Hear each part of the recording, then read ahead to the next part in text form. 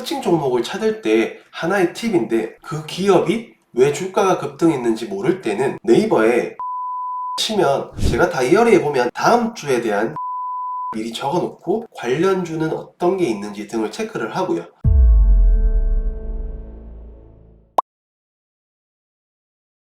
안녕하세요, 대구남자입니다. 정말 많은 분들이 궁금해하시는 직장인이 투자를 하는 방법에 대해서 좀 설명을 드릴까 해요. 직장을 다니면서 어떻게 투자를 하는지에 대해서 궁금해하는 분들이 굉장히 많아서 그 부분을 소개를 해드릴까 하는데요. 이 한 개의 영상으로 얼마나 많은 내용을 전달을 할 수 있을지는 모르겠지만, 궁금해하는 분들을 위해서 제가 영상을 찍게 됐어요. 사실 먼저 사람마다 관심 있는 분야가 다르고 관심 있는 섹터나 기업이나 이런 게 다양할 거기 때문에 본인에게 맞게 다시 정비를 해서 적용을 하면 좋겠어요. 예를 들어서 시장에는 뭐 뉴스도 많이 나오고요. 거기에서 자기가 관심이 있는 섹터나 그 다음에 거기에 관련된 뉴스나 그 다음에 거기에 맞는 기업들을 찾아서 보는 게 가장 중요하다고 생각을 하고요. 현재 시장에 돈이 쏠릴 것이라고 생각을 하고 시장에서 그렇게 될 수밖에 없는 요소를 찾아가지고, 예를 들어 관심 종목이나 종목 서치를 통해서 관심 종목에 넣어두는 것도 하나의 시간을 절약하는 방법이라고 생각을 해요. 직장인의 경우에는 핀비즈닷컴이라는 걸 통해서 전날에 미국 증시에 어떤 기업이 강했고 어떤 기업이 약했는지 정도만 사실 체크하면 된다고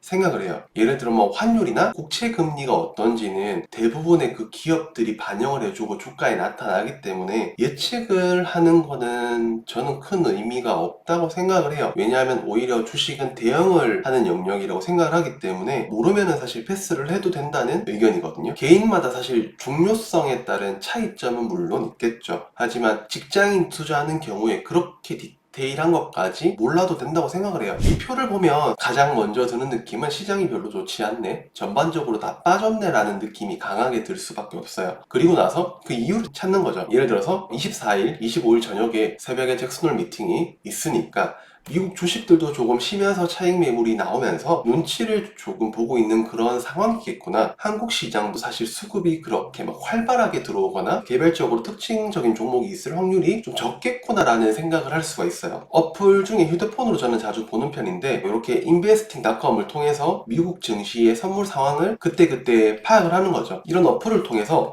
새벽 시간이나 장 시작 전후에 코스피 200 선물을 꼭 체크하는 편이에요. 이 선물의 지수가 시장의 방향성을 어느 정도 예측을 할 수 있게 해주는 지표로 사용을 되고 있기도 하고요. 그리고 만약에 이게 좋을 때는 오히려 조금 더 거래를 활발하게 하거나, 안 좋을 때는 거래를 조금 축소해서 하거나 조금 대응을 할 수 있는 지표 중에 하나라고 생각을 해요. 그 다음에 이거는 제가 삼성증권으로 보는 0542의 상한가 하한가라는 창인데요. 이거는 사실 저는 매일매일 체크를 해야 되고, 거기에서 어떤 변화가 있었는지를 체크하면서, 거래 대금은 사실 시장에 관심을 뜻해요. 아무리 좋은 기업이라고 하더라도 거래량과 거래 대금이 터져주지 않는다면 주식을 하는 이유 자체가 수익을 내기 위해서예요. 그런 거에 대한 이유가 존재하지 않게 되죠. 그래서 개인적으로 거래 대금이나 거래량을 가장 중요하게 생각을 해야 된다고 생각을 해요. 그리고 그 중에서 전일 거래량은 어땠고 오늘 거래량은 어땠는지, 그리고 며칠 연속으로 이런 거래가 이루어졌는지도 체크를 하면 좋아요. 예를 들어서 신성통상의 경우에 그 기업이 어떤 기업인지 모를 때는 네이버 증권에 들어가서 신성통상이라는 기업이 어떤 기업인지, 예를 들어 이런 기업의 경우에는 뉴스나 공시에 종목이나 개요에 들어가면은 그 기업이 어떤 일을 하는지 간단하게 볼 수가 있어요. 그리고 더 자세히 보려면 네이버에 다트 공시 들어가서 기업명 검색을 하면 분기보고서에 들어가면은 이 기업이 어떤 일을 해왔고 어떤 일을 계획하고 있는지에 대해서 다 설명을 해놨어요. 최소한의 그날그날의 상한가 종목들이 얼마나 계속해서 부각을 받는지, 부각을 연속적으로 받는다면 주도주일 가능성도 있죠. 일정 매매를 하시는 분들은 내가 생각하는 대로 되었구나 라는 생각을 할 수도 있어요. 이거는 앞에서 말씀드린 대로 본인이 어떤 매매 스타일인지에 따라서 적용하는 방법이 틀려요. 제가 예를 몇 가지 들어보죠. 마니커의 경우에는 일본이 오염수를 방류해서 물고기를 먹지 못하니까 그쪽의 수해가 닭고기 쪽으로 오는구나. 신성통상의 경우에는 중국 애들이 한국으로 오는 여행객 수요가 늘어나면서 빈 캐리어로 와가지고 의류나 화장품 같은 거를 휩쓸어 간다는데, 그래서 반응하는 게 아닐까? 모나미는 일본 오염수 방류로 노재팬을 통해서 다시 일본의 제품을 사용하지 않는 것에 대한 부각이 일어나는 것이 아닐까. 특징 종목을 찾을 때 하나의 팁인데, 그 기업이 왜 주가가 급등했는지 모를 때는 네이버에 특징주 땡땡땡 기업명을 치면 전에 왜 급등을 했는지, 전에 이 기업이 어떻게 엮였고 앞으로 어떤 가능성이 있는지에 따라서 테마나 일정들을 예상을 해볼 수도 있어요. 실제로 8월 25일에 태양금속이 급등한 이유는 한동훈 관련주로 엮였고, 실제로 태양금속 우선주에 대한 거래량이 몰렸던 것을 볼 수가 있어요. 이런 식으로 하나씩 다 정리를 해가다 보면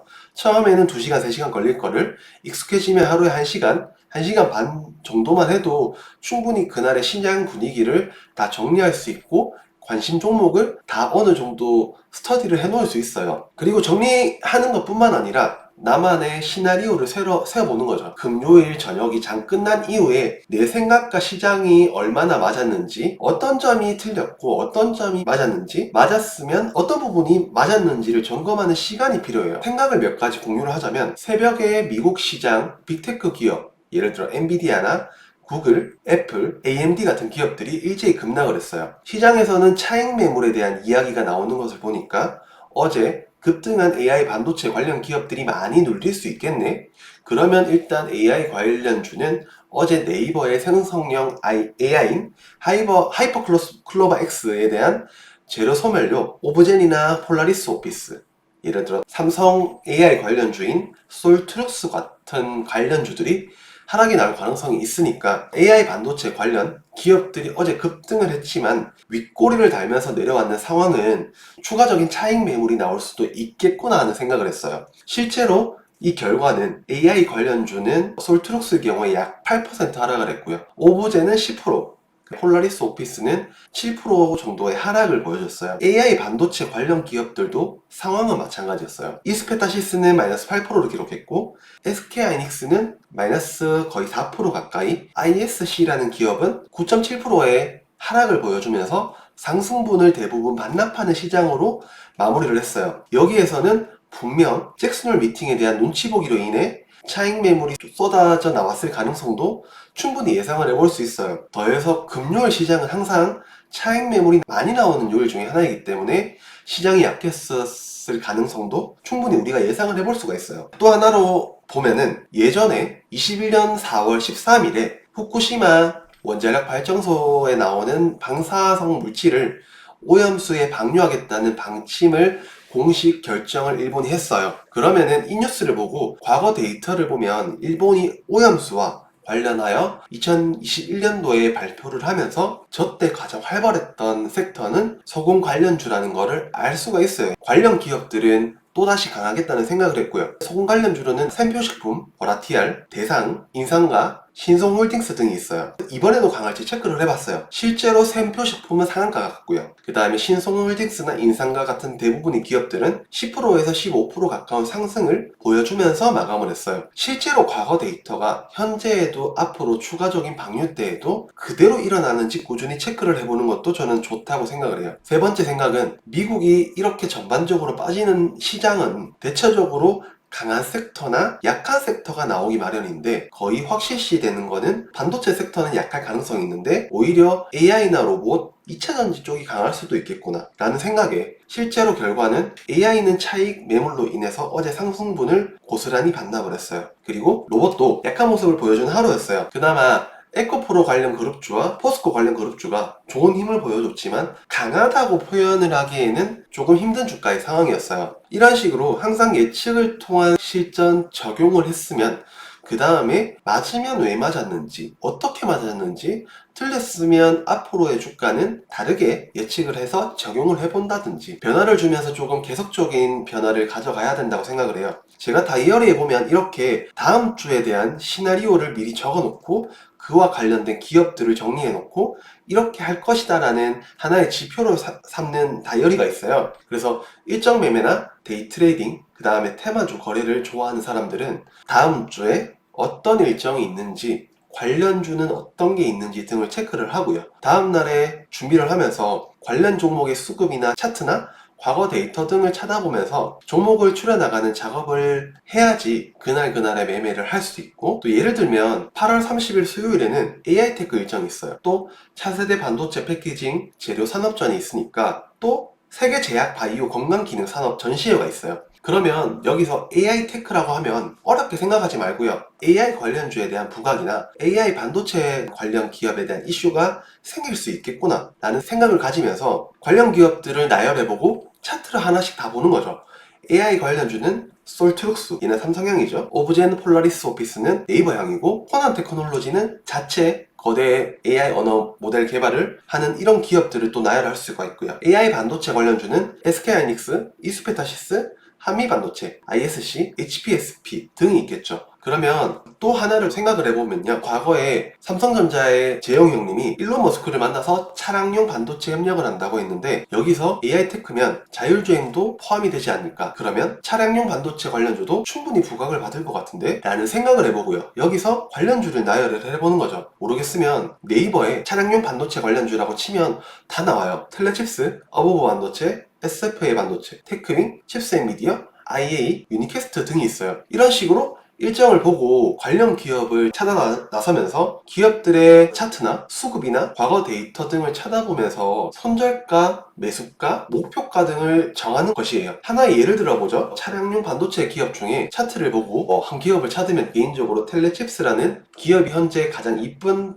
자리라는 거로 저는 생각을 했어요. 그래서 이렇게 창을 띄워드리면 저항 구간이나 손절 라인, 박스권 이렇게 됐을 때 이 정도가 중간이고 이 정도가 상단이겠구나라는 어느 정도 그림을 그려볼 수가 있어요. 그러면 손절 라인을 저는 예를 들어 19,800원 정도에 잡아보고, 매수가는 8월 25일 종가가 24,000원 정도로 마무리를 했으니까 24,000원에서 20,000원까지는 분할로 들어가서 1차적 저항 구간이라고 생각되는 21,400원 부근에 1차 매도를 하는 거죠. 한 반에서 반 조금 더 많이 벌고 남은 20-30% 비중으로 조금 더 추가 수익을 얻으면서 저항 구간에서 올라갔다가 내려올 때 1차 매도 구간을 익절 라인으로 올려서 손절을 하는 것도 하나의 방법이라고 생각을 해요. 지금 보시면 이렇게 MTS 창에 텔레칩스에 자동 매수, 자동 매도를 걸어 놓을 수 있어요. 그래서 이런 식으로 자동 매수, 매도를 걸어 놓는데 저는 하루에 3%에서 5% 정도의 수익을 보고 실현하는 게 거의 베스트라고 생각을 하고요. 일반적으로 조금 더 타이트하게 잡으면 조금 더 저는 안전한 수익을 거둘 수 있겠죠. 수익은 작겠지만. 근데 일반적으로 나머지 물량을 덜어놓고 초과 수익을 보는 거는 개인의 재량이에요. 이거를 따라하는 건 아니고요.